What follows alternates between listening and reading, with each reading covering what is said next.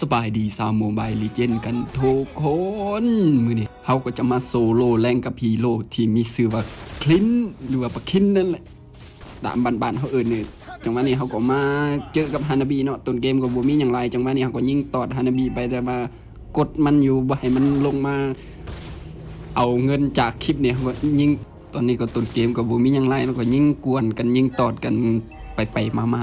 ตามนี่แหละอย่างมาเนี่ยก็ยิงเคลียร์คลิปอยู่แล้วก็ว่าหลังจากได้คลิปตัวนี้เราว่าสิมันตีปูดบัดดังมาจังนี้ก็ฟิกเกอร์นี้เกือบบอลอดทำเมื่อกี้ฟิกเกอร์บททันน่าจะไปนอนละ ตัดมาในที่2เนาะจังหวะนี้ข่อยกับเอ็ดลาดก็ลงไปแล้วว่าสิไปเก็บฮานาบิแต่ว่าบัดดังเข้ามาแบบนี้ว่าสิค้างข่อยก็เลยใส่ท่าซองนี้ออกมาแล้วจังหวะนี้เอ็ดลาดเข้าไปกวนฮานาบิจังหวะนี้ก็ยิงฟรีจังอีสปอร์ตจังหวะนี้ก็ยิงแต่ว่าบ่ได้จักคิวได้สวยก็ยังดีเนาะจังหวะนี้เฟย่าเฮาเปิดเกมได้งามหลายจังหวะนี้ก็บ่มีหยังหลายก็ขึ้นไปขูดเงินในป้อมนี่แหละตัดมาจังหวะนี้ก็ฮอตนาทีที่2แล้วเนาะนาทีที่2ครึ่งแล้วจังหวะนี้ข่อยก็กำลังยิงกวนฮานาบิอยู่จังหวะนี้บดังมาช่วยเราอันติฮานาบิเปิดมาล็อกขาข่อย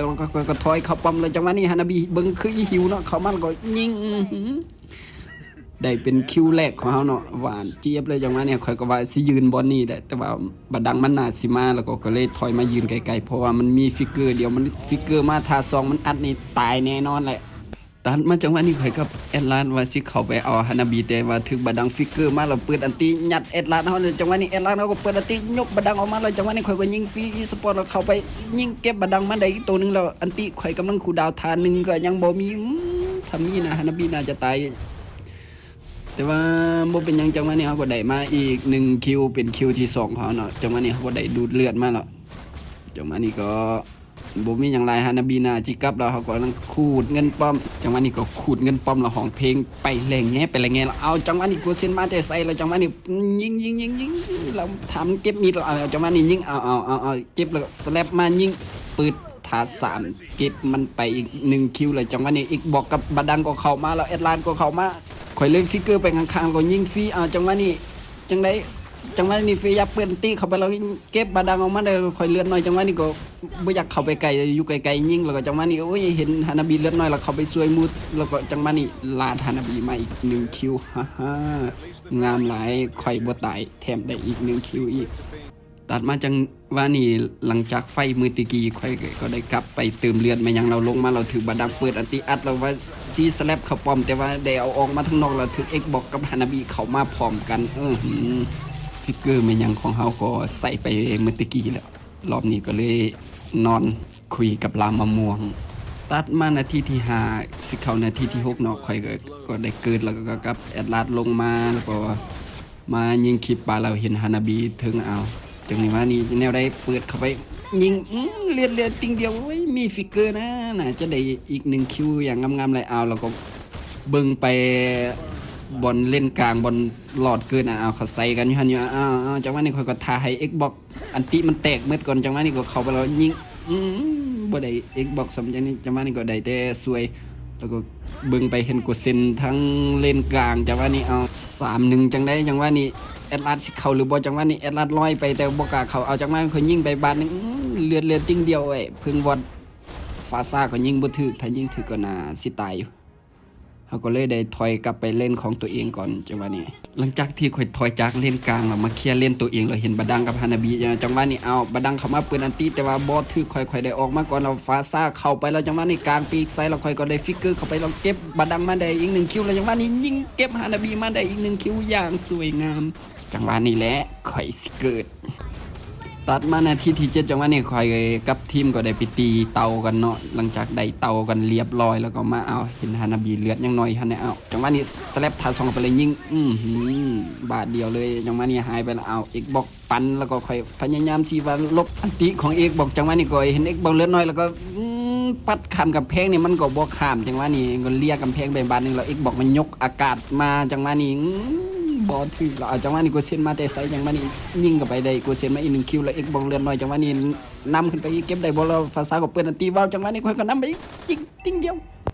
บนอาจสินำทันแล้วก็เลยถอยลงมาเราเห็นบายินทางเลนไต่กำลังถ่าบดังอยู่หันอยู่จังหวะนี้ก็ถ่าลงไปจังหวะนี้4-1ลงไปเลย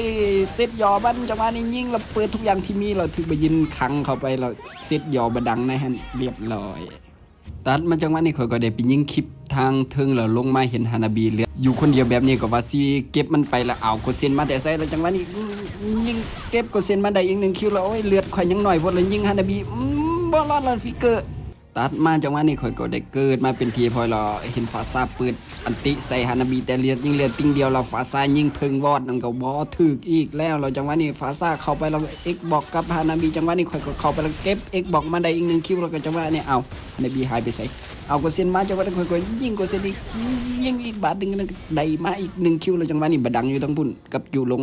บ่กล้าเข้าไปเด้จังหวะนี้เลือดน้อยพดก็เลยย่างออมมาทั้งข้างๆมันสิเข้าไปแล้วจุลงก็ถึกยินทั้งเฮาฆ่าไปเรียบร้อยแล้วจังหวะนี้ยังเหลือบาดังคนเดียวจังหวะนี้เฟย่าข่อยแล้วก็แอตลาสกำลังนำมันเอาจังหวะนี้แนวได้เอาฟายาก็ซัดรัวๆแล้วค่อยเข้าไปยิงบ่ฮอดเนาะในจังหวะที่เฮากำลังนำบาดังอยู่อาลาฮานาบีมาแต่สักคนก็เลยยิงเปิดมันไปแล้วยิงเลือดติ่งเดียวแล้วมันเปิดเกาะโซเขาจังหวะนี้ข่อยก็นำแล้วก็เอายิงแต่คลิปจังหวะนี้ฮานาบีเลียนยิงเลือดติ่งเดียวข่อยก็ทาอยู่ทาสกิล2จังหวะนี้สกิล2แรกแล้วเข้าไปยิงเก็บฮานาบีมาได้ตัวนึงแล้วจังหวะนี้เอ็กบอกก็มาเปิดอันติปันแล้วก็บ่เซ็นเข้ามาจากนั้นข่อยก็ตายตัดมานาทีที่11เนาะจังหวะนี้ข่อยก็ได้เกิดแล้วก็ย่างลงมาเห็นหมู่สั่งรวบรวมว่าสิตีรอดจังหวะนี้ข่อยก็เข้ามาแต่ว่าฝั่งกองคำได้เข้ามากวนเฮาแล้วจังหวะนี้ก็เข้าไปยิงสวยเก็บฮานาบีมาได้อีกตัวนึงแล้วฮานาบีกับโกเซนจังหวะนี้เอาฟายานำโกเซนแล้วจังหวะนี้ข่อยก็ฟิกเกอร์นำอีกบอกเราเปิดอันติเก็บอีกบอกมาได้อีก1ตัวแล้วจังหวะนี้เฮาก็ได้มา13คิวแล้วเนาะจังหวะนี้เฮาก็ได้ย่างมาทีเล่นกลางเอามายืนป้อมนี่บ่เห็นมีไผอยู่แล้วเปิดสติ๊กเกอร์ยืนวาบลิ้นแถวนี้แล้วว่าสิยิงป้อมแล้วจุยงมันเปิดฮีโร่กินกาแฟแลนมาจังหวะนี้ข่อยก็เปิดเสียงสายลมเลยยิงจังหวะนี้3-2-1 3-2-1แล้วเปิด1-2-3ก็บ่รอดคือเก่าตายกูอายเด้ไปวาบใส่เขาฆ่าวาบคืนบอกได้คำเดียวว่ากูเก้หรือว่ากูดเกมนั่นแหละตัดมานาทีที่14เนาะจังหวะนี้เขาก็มันร่วมกันมาออกันอยู่เล่นกลางบอลเตาบอลเลิศเกิดนี่จังหวะนี้เขาก็มาตีรอดกันเนาะจังหวะนี้แล้วก็เบิ่งนี่ฟังกองกันขามมาเอาโกเซนจังหวะนี้ก็เข้ามาแล้วจังหวะนี้เขาก็ยิงโกเซนไปได้อีก1ตัวแล้วเข้าไปว่าสิไปเก็บเอ็กบอกได้เข้าไปฟิกเกอร์ยิงเกาะแตกแล้วจังหวะนี้เขาก็เลยถอยลงมาแล้วยิงตอดไปบางบาท2บาทแต่บ่กล้าเขาเห็นมีจูลงกับฮานาบีเอ็กบอกแถมนำอยู่หั่นแล้วก็ปล่อยให้ฟิยาถึก3คนเขาเคนบาทาใส่จากนั้นฟิยาก็ตุยตัดมานาทีที่17จังหวะนี้ข่อยก็ว่าสิมายิงบับม่วงแต่ว่าเห็นบดังมาเคลียร์คลิปเล่นกลางก็เลยไล่มันไปเดี๋ยวคลิปกูสิตายมืดจังหวะนี้ก็เคลียร์คลิปแล้วจังหวะนี้เฮาก็มายิงตอดให้เล็กๆน้อยๆตามแล้วจังหวะนี้คือบ่มีประเด็นมันหยังเราค่อยว่าสิมายิงบับม่วงแต่บดังฟิกเกอร์เข้ามาแต่ว่าสิฆ่าฟาซ่าเฮาแต่ฟาซ่าเฮาเป็นนกระบินนี่เราก็จังหวะนี้ค่อยฟิกเกอร์ออกมาทางนอกแต่ก็ตุยคือเก่าเจ็บใจแห้งเราจังหวะนี้แอดลัดลอยเข้าไปเราจังหวะนี้ยกมาเราฟาซาเปิดอันตีเราเก็บฮานาบีมาได้แล้วก็เข้าไปเก็บบาดังมาได้อีก1ตัวเราจังหวะนี้เก็บกุเซนมาได้เราจังหวะนี้เปิดอันตีเราจะพยายามเก็บเอ็กบอกให้ได้เรียบร้อยเอ็กบอกก็ตายแล้วก็กวาดล้างเป็นทีเรียบร้อยแล้วทีมเฮายังเหลือ4ตัวจากนั้นก็ดันบานชนะอย่างสวยงามถ้าอยากให้ลินฮีโร่ตัวใดคอมเมนต์ไว้หรือว่ามีคำติชมใดที่แนะนำค่อยก็สามารถแนะนำได้ตลอดเลย